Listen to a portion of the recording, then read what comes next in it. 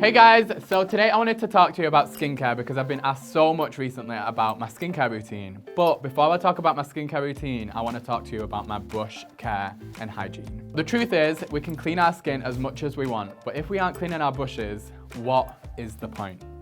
This whole process is called the Contamination Cycle. So while spending lots of money on skincare products, the most essential part to my skincare routine is cleaning my makeup tools and my makeup brushes. This doesn't just apply to us guys that apply makeup to ourselves. This even more so applies to working MUAs, like myself, because we're not just caring about our own skin, we're caring about our clients' skin. And think about how many clients we're doing in a day. We have so many multiple faces in our chairs using the one same brush.